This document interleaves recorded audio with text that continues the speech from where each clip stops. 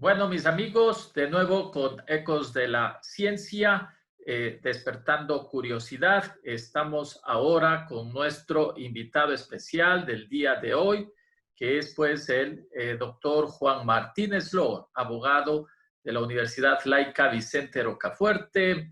Tiene dos maestrías, una en diplomacia, otra en Derecho Penal y Criminología, y pues ahora es candidato a PhD en Ciencias Jurídicas en la Universidad Católica de Argentina. Muy buenos días, mi doctor, un gusto saludarle. Gracias por haber aceptado la invitación y veo que pues entre sus múltiples actividades usted es docente o profesor en la Escuela de Fiscales de la Fiscalía General del Estado. Empecemos por ahí, mi doctor, y cuéntenos de cómo es eso. El público en general no sabe cómo los fiscales se preparan y entran a la fiscalía. Entonces, quizás por ahí empecemos nuestra conversación. Buenos días, doctor. Adelante. Buenos días, mucho gusto. Gracias por la invitación. Sí, efectivamente, la misión constitucional de la Fiscalía General del Estado es perseguir los delitos, impulsar el proceso penal, y esa función específicamente está a cargo de los señores fiscales a nivel nacional. Dentro de la preparación que reciben los fiscales se encuentra, dentro de la estructura orgánica de la Fiscalía General del Estado, la Escuela de Fiscales. Escuela de Fiscales que año a año realiza un plan de capacitación, dentro de los cuales realiza también seminarios de actualización en las diferentes ramas penales jurídicas, en las cuales estoy registrado como instructor externo de la Fiscalía. Ah, muy bien. O sea que siempre, digamos, entendería que los fiscales se están actualizando y los nuevos se entrenan antes de ingresar a esta profesión. Sí, eso depende mucho de la estructura o la dinámica que le dé cada administración de la Fiscalía General del Estado. Eso cambia. La Dirección Nacional de la Escuela de Fiscales realiza, como he dicho, año a año un plan de capacitación, y lo que se trata es de que los funcionarios, no solo fiscales, sino secretarios y asistentes, estén capacitados en las diferentes ramas. Y usted veo en su experiencia que pues fue como 6, 8 años también fiscal en la provincia del Guayas. Un poco cuéntenos, ¿qué tal experiencia fue esa de ser fiscal en estos periodos tan complicados de la vida nacional? Sí, efectivamente, tengo en mi hoja de vida haber sido fiscal de lo penal del Guayas. Esto es desde el 2008 hasta el 2014, tiempo en el cual me desempeñé en algunas de las unidades especializadas, tales como delitos contra la propiedad, en donde se ven precisamente estos delitos antinarcóticos, delitos contra la fe pública, delitos misceláneos, asesor de la Fiscalía Provincial, y finalmente delitos contra la administración pública, que es donde se conocen los delitos de peculado, cohecho, concusión y enriquecimiento ilícito. Y ya para entrando, mi doctor, al tema ya más específico de la invitación, si por favor nos define un poquito, porque siempre nos hablan de cohecho, de peculado, un poco defínanos, por favor, estos conceptos. ¿Cuál es la diferencia entre los 4 que usted mencionó? Muy bien, dentro de un código penal, o el nuestro llamado Código Orgánico Integral Penal, se encuentran el catálogo de infracciones, esto es, las diferentes figuras delictuales, los delitos como comúnmente los conocemos. Y dentro de esos delitos existen capítulos, es decir, determinadas secciones en las cuales se refieren delitos contra precisos bienes jurídicos que se protegen. Hay un capítulo específico que hace referencia a los delitos contra la eficiencia de la administración pública. Y dentro de los delitos contra la eficiencia de la administración pública se encuentran estos delitos a los que he hecho referencia, que son peculado, cohecho, concusión y enriquecimiento ilícito. Estos 4 delitos no son todos los delitos contra la eficiencia de la administración pública, existen otros: tráfico de influencias, oferta de tráfico de influencias, entre otros. Pero estos 4 últimos delitos que he mencionado, cohecho, enriquecimiento ilícito, peculado y concusión, son los 4 delitos que la Constitución de la República recoge como delitos imprescriptibles y que pueden ser juzgados en ausencia. Ya. Eso lo dice la Constitución de la República, es decir, que estos delitos, el cometimiento de estos delitos, tanto en la acción como en su pena, no prescriben jamás y pueden ser juzgados incluso en ausencia del procesado. Esa es una característica diferencial de la mayoría de delitos en los cuales para juzgar a una persona se requiere que esté presente en la audiencia de juzgamiento, lo que no ocurre con estos delitos, los cuales pueden ser juzgados en ausencia. Ok, muy bien.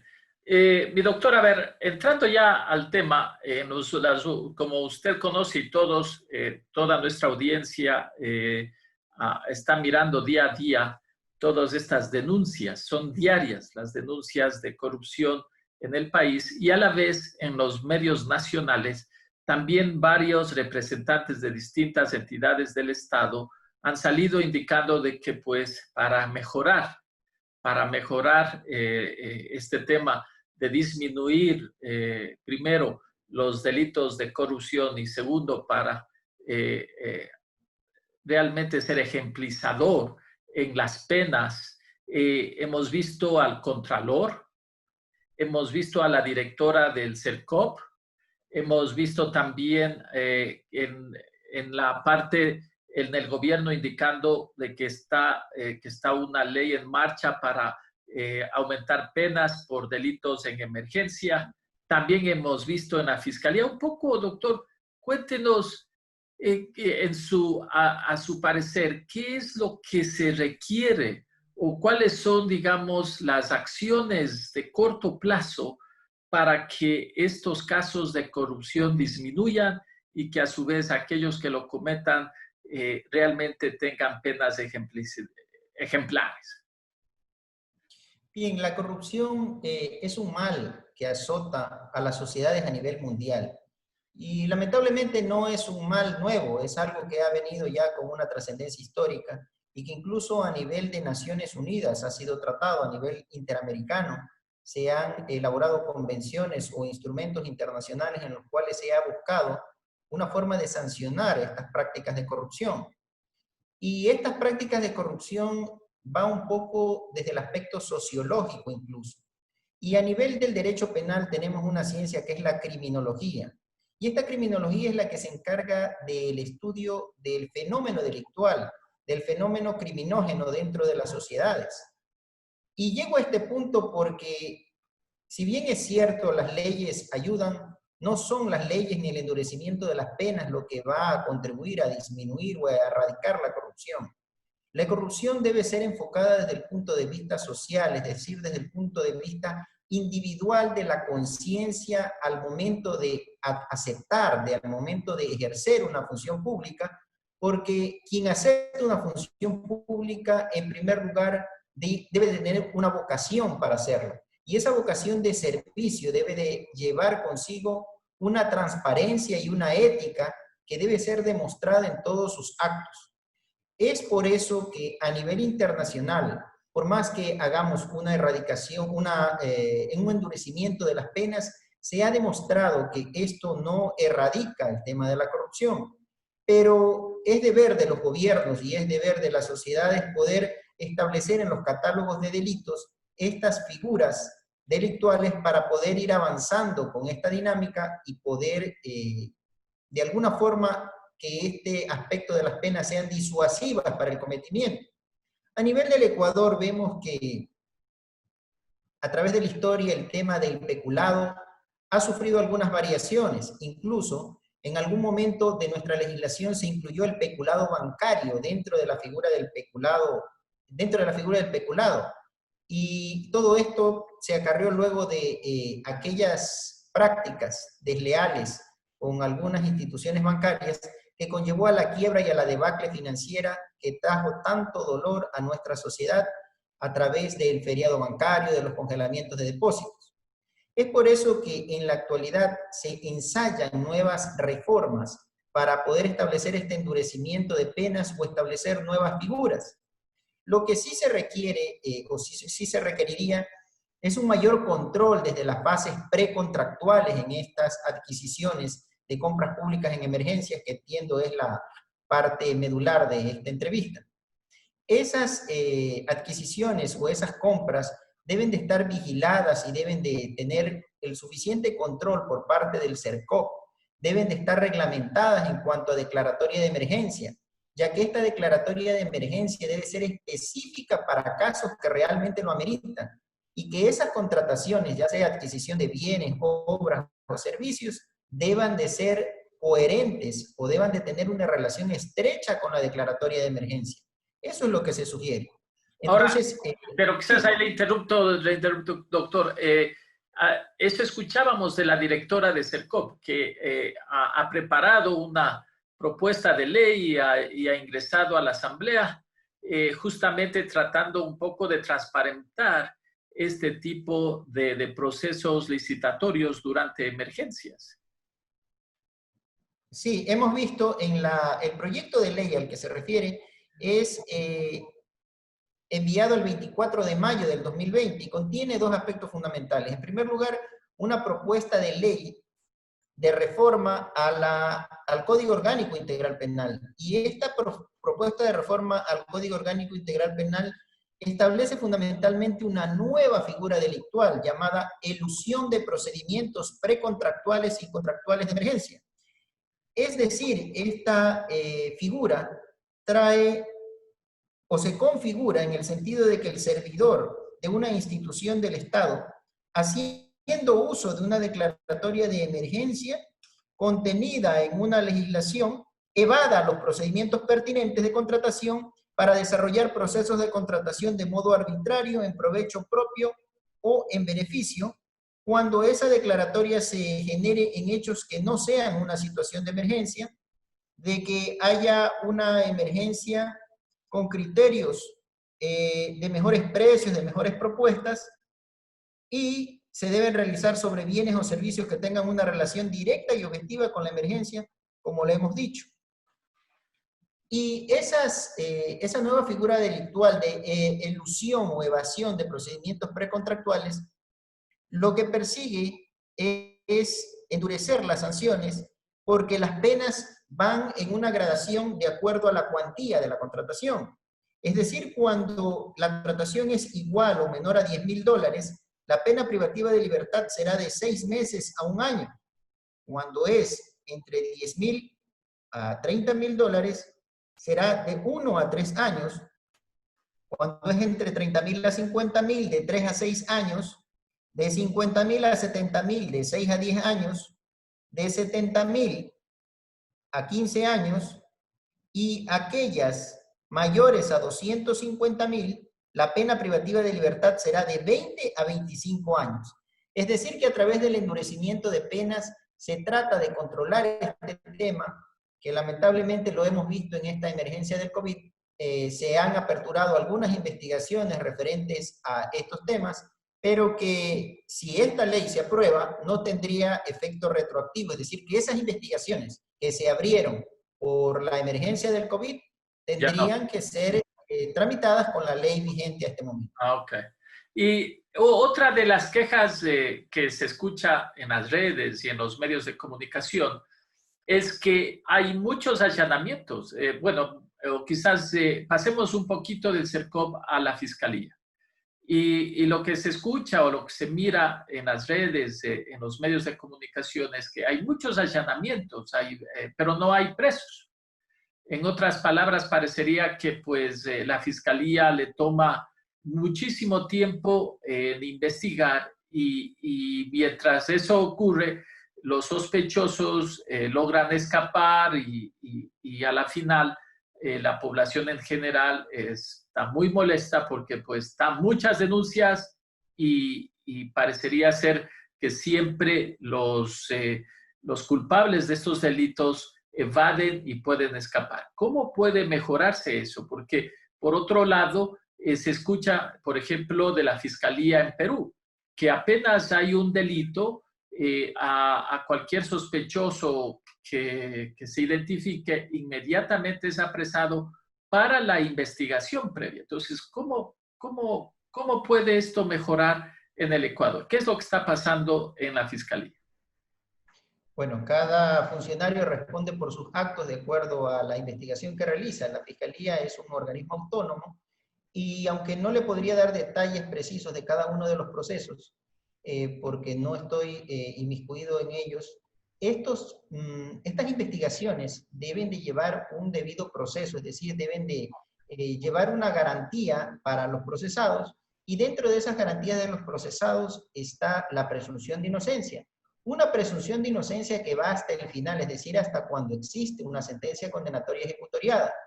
Lamentablemente, no estamos acostumbrados a lo que las disposiciones de la Corte Interamericana han dicho. Las investigaciones o la prisión preventiva es de última ratio. Esto quiere decir que no es la regla general.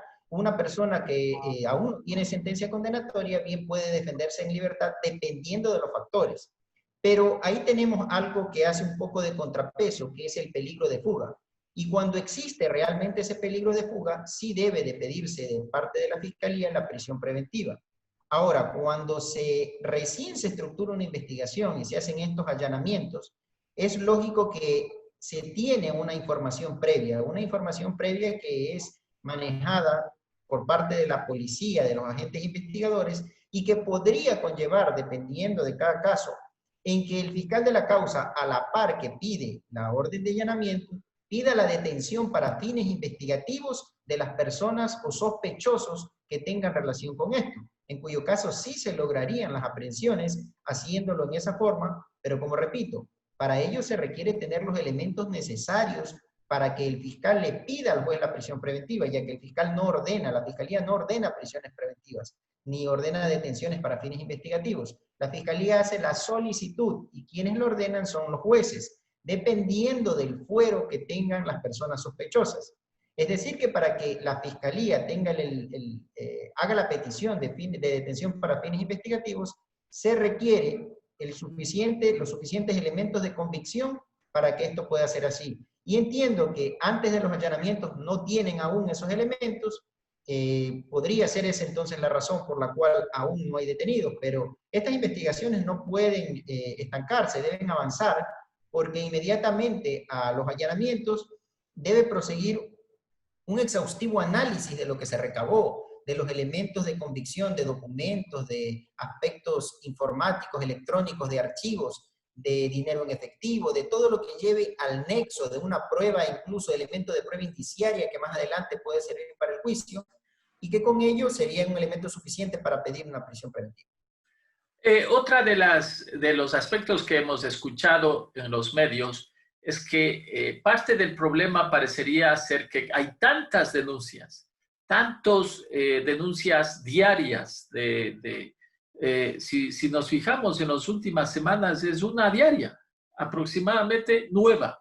Entonces parecería ser que la Fiscalía está colapsada, que no tiene la capacidad suficiente y también está sufriendo de recursos y de necesidades para poder ampliar y acelerar sus investigaciones.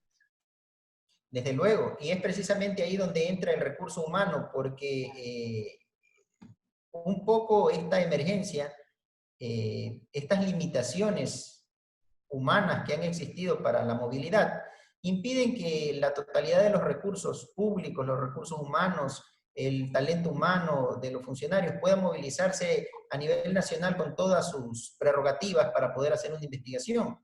Y como usted indica, el volumen elevado de causas investigativas hace que esto sea limitado.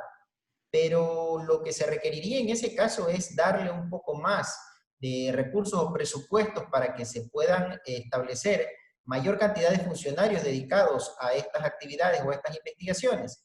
Hay un proyecto de ley, como hemos escuchado, de figurar o de generar nuevas plazas para jueces anticorrupción, es decir, jueces que se dediquen exclusivamente a revisar o analizar o a juzgar estos temas anticorrupción, lo cual ayudaría un poco a descongestionar estas causas, porque a la fecha los mismos jueces que ven todas las materias delictuales o todas las figuras delictuales son los que ven estos temas y comprenderá que la gran cantidad de causas hace que esto se represe.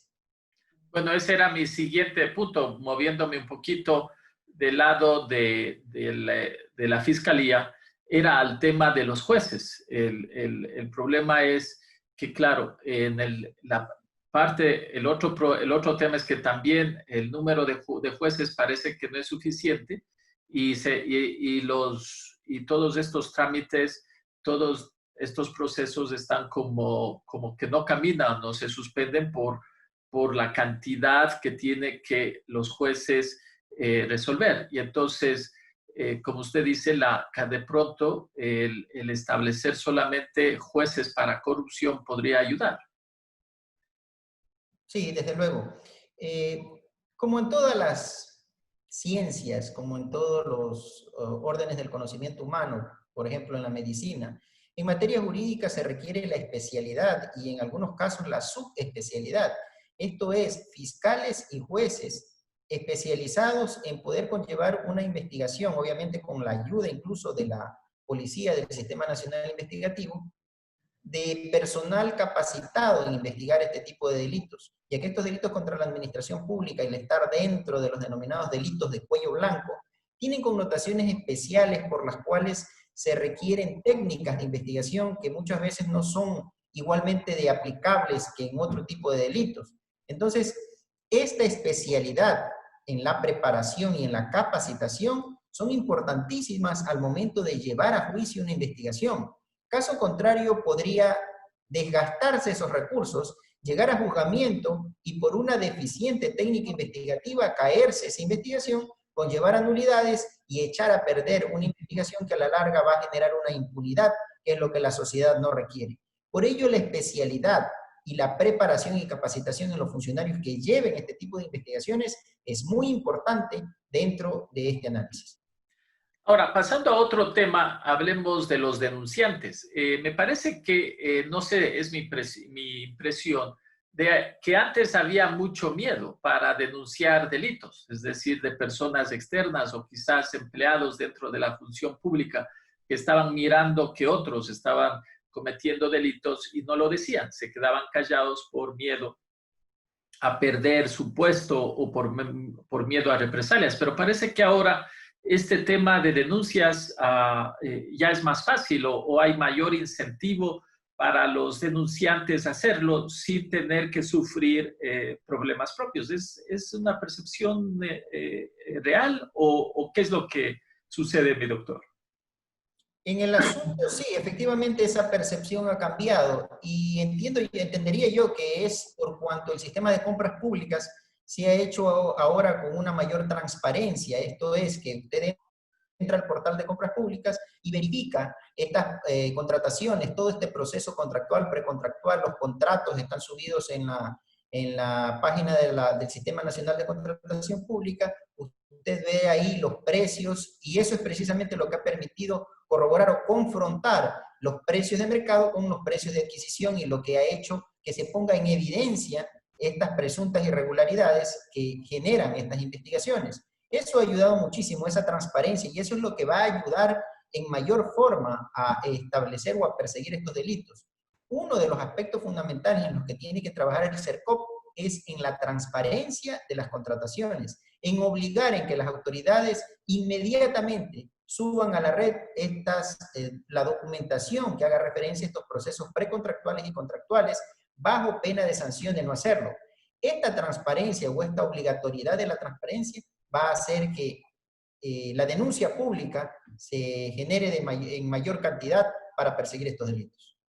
Ahora, moviéndonos un poco a otra institución del Estado clave, que es la Contraloría General del Estado, entendíamos que la Contraloría hace auditorías a las diferentes instituciones y en este caso al sistema de salud, a los hospitales de manera anual, pero ahora resulta que en los medios de comunicación nos están indicando de que han habido mafias de quienes han estado manejando todo el proceso de provisión de medicamentos e insumos a los distintos hospitales. Y entonces nos llama la atención en dónde estuvieron todos estos procesos de auditoría.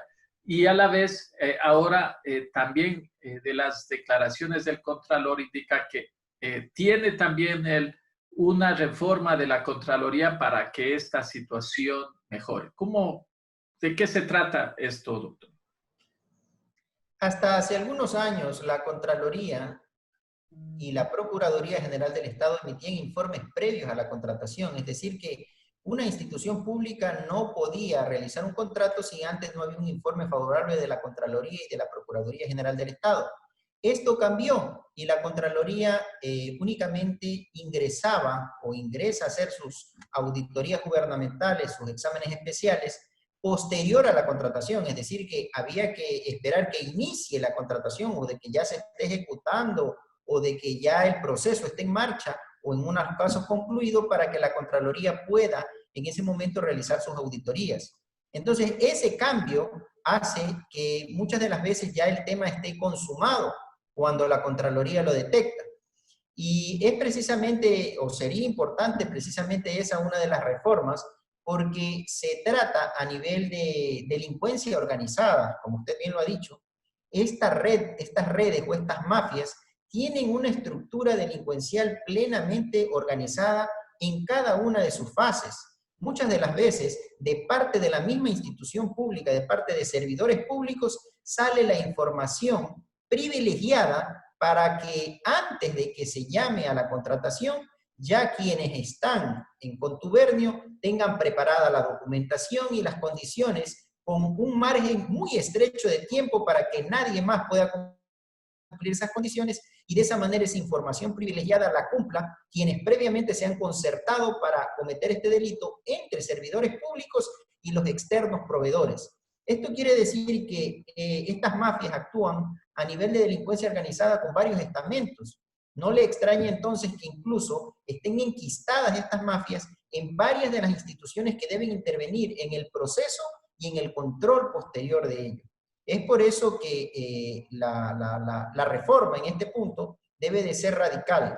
La Contraloría, a mi entender, debería tener alguna fase, eso sí, sin que esto sea burocrático ni retrase los procesos de adquisición, alguna forma de control previo para poder establecerse en estos procesos precontractuales. Y se habla también de una reforma de que la Contraloría deje de ser un organismo unipersonal a nivel de autoridad superior y pase a ser un tribunal de cuentas integrado por 7 miembros, lo cual le daría mayor publicidad y transparencia a esta institución, que es la llamada a controlar y a resguardar los recursos públicos desde las diferentes instituciones, entre ellas las instituciones de salud. Bueno, de lo que yo recuerdo, en el anterior gobierno, cuando cambiaron la ley de la Contraloría, nos vendieron en el sentido de que decían de que estos informes previos eran burocráticos y adicionalmente era otro paso a la cadena de corrupción, porque pues también había que de alguna manera estar en contubernio con aquellos que daban estos informes a efectos de que el contrato se dé. Me imagino que de alguna manera habría que evitar o volver a esas prácticas pasadas. Como le digo, la legislación o la implementación de nuevas legislaciones no van a erradicar por sí solas la corrupción. Estaríamos en una lucha constante, en una carrera constante. Cada vez que se reforme una ley, las mafias van a buscar la manera de contaminar a esa cadena que esté dentro de ese proceso o de alguna manera burlar con el adagio echa la ley, echa la trampa. Entonces, ese tema de la legislación va a tener que estar en constante dinamismo a la par del desarrollo de estas prácticas de mafias y de delincuencias organizadas, un paso adelante. Y que eso se consigue principalmente con el deber de cuidado que deben tener los funcionarios públicos al asumir una función. Y este deber de cuidado no va solamente a no ser corrupto, sino no permitir que en el lugar o en la institución donde se está ejerciendo una función se cometan actos de corrupción. Y esto lo digo porque hemos escuchado de directores de hospitales en los cuales indican que fueron separados de sus cargos por no permitir determinados procesos en algunas casas de salud, lo cual es gravísimo y amerita una investigación, porque eso implica que dentro de esta cadena se encuentra la corrupción enquistada. Y vea, mi doctor, en este proceso, en las redes sociales especialmente, claro, tantas denuncias, tantos escándalos de corrupción, la gente como que pues ahora en general el público muestra su insatisfacción, su frustración y de una, digamos, ya ni siquiera establece ningún tipo de análisis. Le doy un ejemplo. El último escándalo en el municipio de Quito, entonces ya el alcalde pues es corrupto, o sea, todas las acusaciones directas al alcalde. Lo mismo cuando ocurre a nivel nacional, cualquier denuncia, ya el presidente es corrupto y toda su gente. Y no se especifica o no se analiza cómo esto está sucediendo. Y este tema de ir siempre digamos, de cualquier tipo de denuncia al jefe de esa administración, inmediatamente termina acusado o termina, digamos, al menos públicamente, termina en muy mala posición. Ha llevado en épocas pasadas de que presidentes, alcaldes tomen medidas como la que, por ejemplo, el alcalde Yunda ha indicado hace 2 días. Vean, quiero que ya mando una carta que la Contraloría, que la Fiscalía, que todo el mundo me analice y me revise todo lo que ha actuado desde el principio. ¿Realmente ese tipo de investigaciones terminan ocurriendo o solamente son no sé, señales eh, públicas para apaciguar los ánimos del pueblo? Cada caso, cada investigación es un mundo. Esto quiere decir que cada proceso cada proceso penal tiene sus propias connotaciones.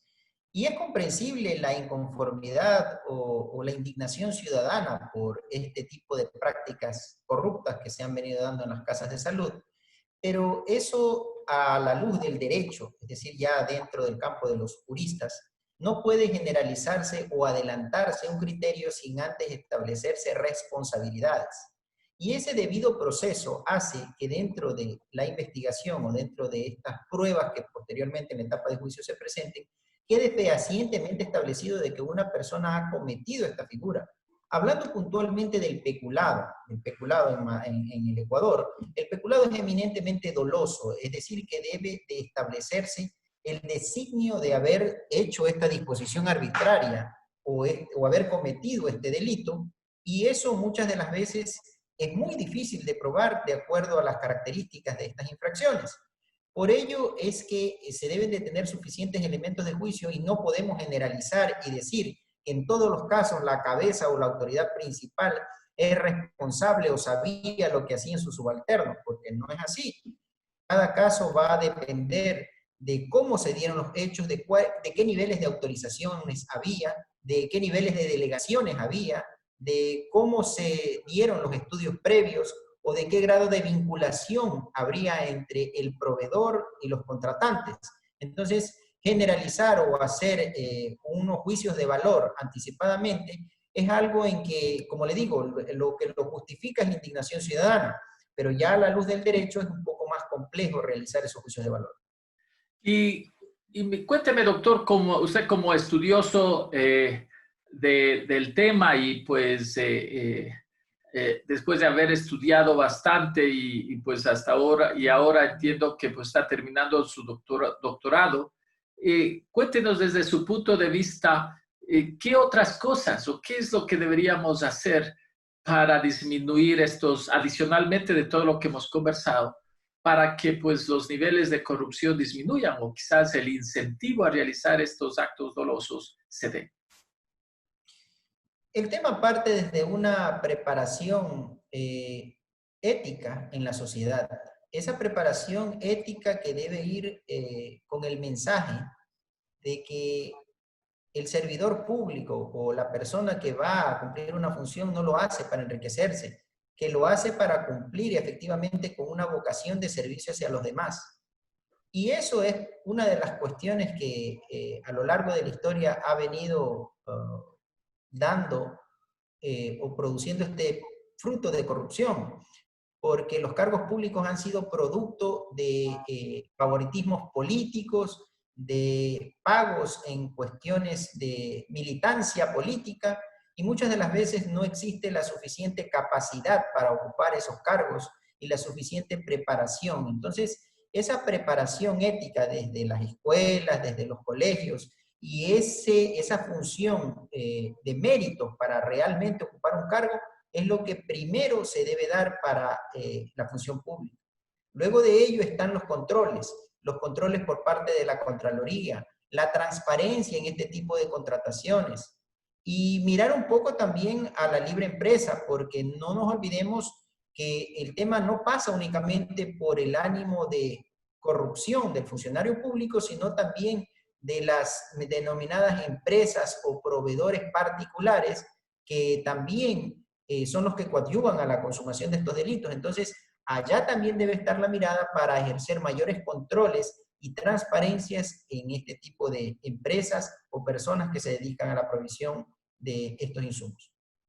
Y ya para ir terminando esta entrevista, que pues ha sido muy interesante y hemos aprendido muchísimo, quizás desde su punto de vista, ¿qué le parece a usted? ¿Estamos ahora al menos mejor en términos de la investigación y de manejar este tipo de delitos, o hemos retrocedido con respecto a años pasados? ¿En dónde estamos ahora?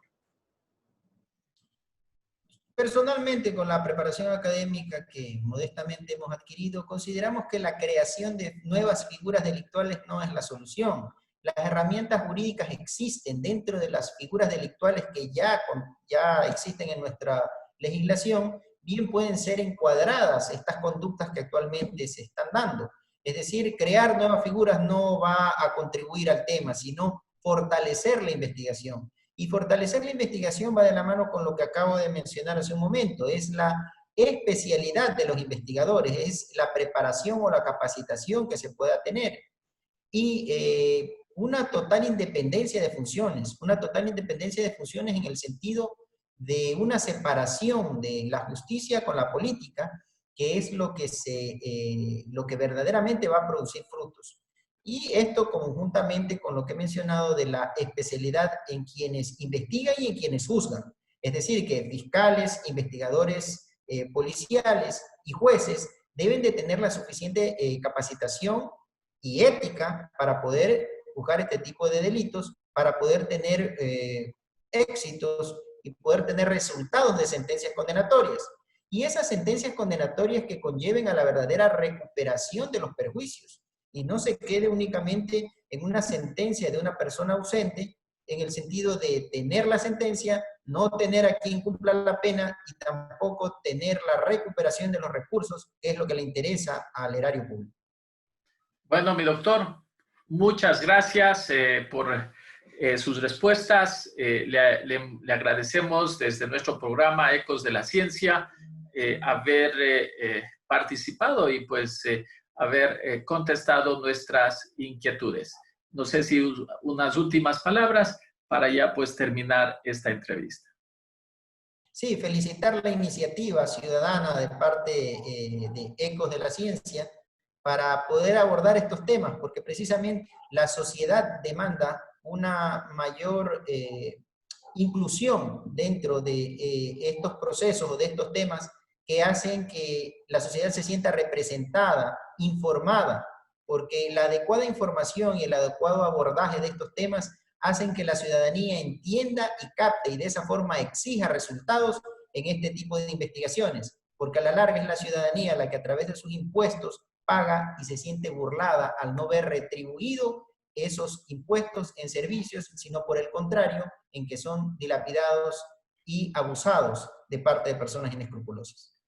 Bueno, se le agradece infinitamente, doctor. Gracias a usted.